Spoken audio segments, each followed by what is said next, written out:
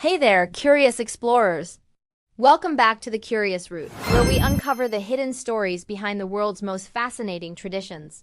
Today, we're diving into something absolutely extraordinary that's been hiding in plain sight on remote islands across the globe. We're talking about ancient fermentation practices that have kept island communities thriving for centuries, creating probiotic-rich foods that modern science is only now beginning to understand. And trust me, by the end of this journey, you'll never look at fermented foods the same way again. So buckle up because we're about to embark on a flavor-filled adventure that spans from the Pacific to the Caribbean, uncovering secrets that could change how you think about food preservation and gut health. Picture this. You're standing on a tiny volcanic island in the middle of the Pacific Ocean. There are no refrigerators, no grocery stores, and certainly no food delivery apps. How do you preserve your harvest? How do you ensure your community has enough nutrients to survive? The answer lies in an ancient art that predates modern civilization itself, fermentation. But here's where it gets really interesting. While most of us are familiar with yogurt, sauerkraut, or maybe kombucha, island communities around the world have developed their own unique fermentation traditions that are unlike anything you've ever tasted. These aren't just interesting cultural practices. They're sophisticated biotechnologies that have been perfected over thousands of years. Let's start our journey in the remote Faroe Islands, those windswept rocks between Iceland and Norway. The Faroes have been fermenting food for over 1,000 years, and they've turned it into an absolute art form. Their most famous creation, resturfiskar, or fermented fish. Now, before you wrinkle your nose, understand that this isn't just any fermented fish. The process involves hanging fish in special wooden sheds for months, where the combination of wind, temperature, and time creates a complex transformation. The fish develops a pungent aroma and an intense umami flavor that locals describe as deeply satisfying. But what's really happening here at a biological level is fascinating. The controlled fermentation breaks down proteins into amino acids, making the fish easier to digest while simultaneously creating a hostile environment for harmful bacteria. The result is a shelf-stable protein source that provided crucial nutrition during harsh winters when fresh food was impossible to obtain. Now let's sail south to the Caribbean, specifically to the island of Jamaica, where we find another incredible fermentation tradition that most people have never heard of. I'm talking about bammy, a fermented cassava flatbread that has roots in indigenous Taino culture. The process of making bammy is labor-intensive and requires deep knowledge passed down through generations. First, cassava roots are grated and then squeezed to remove the toxic compounds naturally present in the plant. But here's the crucial part. Before cooking, the cassava is allowed to ferment slightly. This fermentation not only enhances the flavor, creating a subtle tanginess, but also increases the bioavailability of nutrients and creates beneficial bacteria that support digestive health. The women who make bammy in traditional Jamaican communities are essentially acting as microbiologists, maintaining starter cultures and monitoring fermentation conditions without any formal training.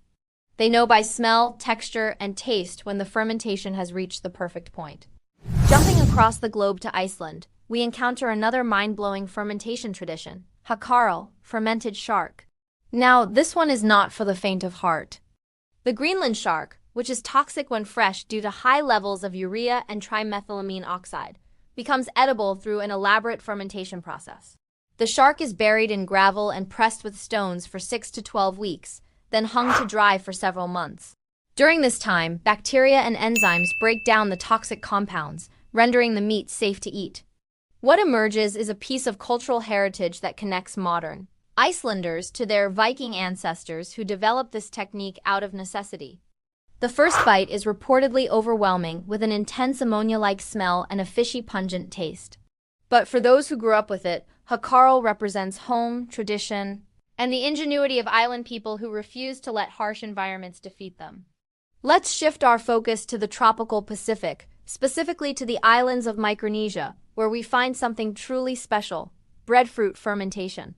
On islands like Pohnpei and Chuuk, communities have been fermenting breadfruit for centuries, creating a product called ma or mar. The process involves peeling ripe breadfruit, wrapping it in leaves, and burying it in pits lined with banana leaves for weeks or even months. As the breadfruit ferments underground, it transforms into a sour, paste-like substance with a texture somewhere between mashed potatoes and sourdough starter. This fermented breadfruit can be stored for years, literally years, providing a reliable food source during typhoons or periods when fresh food is unavailable. The fermentation creates lactic acid, which preserves the breadfruit, while also producing probiotics that benefit gut health. Recent scientific studies have shown that these traditional fermented breadfruit products contain strains of beneficial bacteria that are unique to these specific island environments, bacteria that have co-evolved with the people who consume them. Now here's something that will blow your mind. Many of these island fermentation traditions involve techniques that modern food science is only now recognizing as highly sophisticated. Take, for example, the careful control of oxygen levels, temperature, and bacterial cultures. Island communities, through trial and error over generations, discovered the exact conditions needed to promote beneficial fermentation while preventing spoilage. They didn't have labs or microscopes, but they developed an intuitive understanding of microbiology that rivals modern scientific knowledge. In Okinawa, Japan, one of the world's blue zones where people routinely live past 100, fermented foods are a daily staple. The traditional diet includes tofu-yo, a fermented tofu preserved in rice wine and koji mold, which creates a creamy cheese-like product packed with probiotics. The Okinawans also ferment vegetables, soybeans, and even fish, creating a diverse microbiome in their guts that researchers believe contributes significantly to their extraordinary longevity. Let's talk about something really exciting that's happening right now. Scientists and food anthropologists are racing to document these island fermentation traditions before they disappear.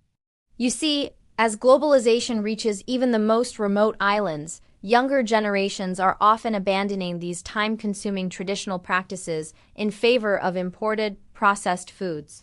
The knowledge that took centuries to develop is at risk of vanishing in a single generation. But there's hope. A growing movement of chefs, food activists, and researchers are working with island elders to preserve these techniques. In the Faroe Islands, young chefs are incorporating rusty fisker into modern cuisine, introducing it to new audiences. In Micronesia, programs are teaching young people the traditional methods of breadfruit fermentation, emphasizing not just the cultural value, but also the environmental sustainability and health benefits of these practices. What makes island fermentation traditions particularly fascinating is their connection to place. The specific bacteria, yeasts, and environmental conditions of each island create fermented foods that cannot be exactly replicated anywhere else. It's terroir not just for wine, but for fermented fish, breadfruit, and cassava. The microorganisms present in the volcanic soil of Iceland are different from those in the coral atolls of the Pacific, and these differences manifest in the final fermented products. This means that every island has developed its own unique probiotic ecosystem, and the people who consume these foods are cultivating GUT bacteria that are specifically adapted to their local environment and diet. It's a beautiful example of how humans have co-evolved with microorganisms in their environment, creating a symbiotic relationship that benefits both parties. Here's another incredible aspect of these traditions. They are sustainable in ways that modern food systems simply aren't. Island fermentation requires minimal energy input, no refrigeration, and often uses every part of the raw ingredient. There's no waste because even the byproducts of fermentation are often used for other purposes. Compare this to our modern food system, which relies on energy-intensive refrigeration, long-distance transportation, and excessive packaging. Island fermentation is a masterclass in sustainable food production, and it's something we desperately need to learn from as we face climate change and resource scarcity. The health implications of these fermented foods are also worth exploring. Modern research has shown that a diverse gut microbiome is crucial for everything from immune function to mental health. The standard Western diet, high in processed foods and low in fermented foods, has been linked to decreased microbial diversity in the gut. In contrast, people consuming traditional island diets rich in fermented foods show remarkable gut health and lower rates of many modern diseases. The probiotics in these fermented foods aren't the same standardized strains you find in commercial supplements. They're diverse, adapted to human digestion, and often more resilient than their laboratory-cultivated counterparts. But let's not romanticize everything. Some of these fermented foods are genuinely challenging for outsiders to appreciate. The strong flavors and unusual textures can be off-putting if you didn't grow up with them, and that's okay. The point isn't that everyone should eat fermented shark or buried breadfruit. The point is that these traditions represent invaluable knowledge about food preservation, nutrition, and sustainability that we ignore at our peril. Even if you never taste Hákarl, understanding the principles behind it can inform how we think about food waste, preservation, and nutrition in our own lives. As we wrap up this incredible journey across islands and fermentation traditions, I want you to think about this. In an age where we constantly searching for the next superfood or health hack, island communities have been practicing sophisticated nutritional science for millennia. They've created foods that nourish not just bodies but entire ecosystems of beneficial bacteria.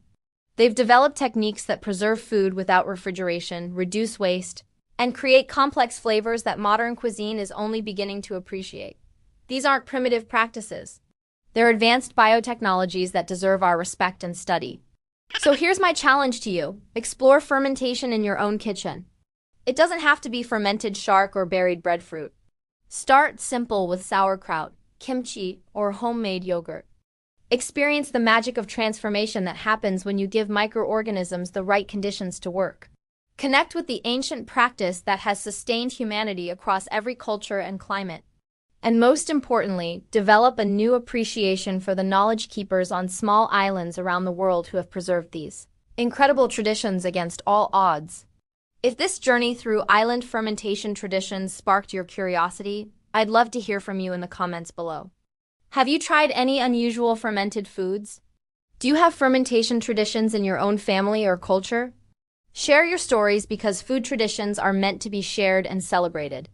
And if you enjoyed discovering these hidden corners of culinary history with us here on The Curious Root, make sure you hit that subscribe button and turn on notifications so you never miss an adventure. Until next time, keep exploring, keep questioning, and stay curious.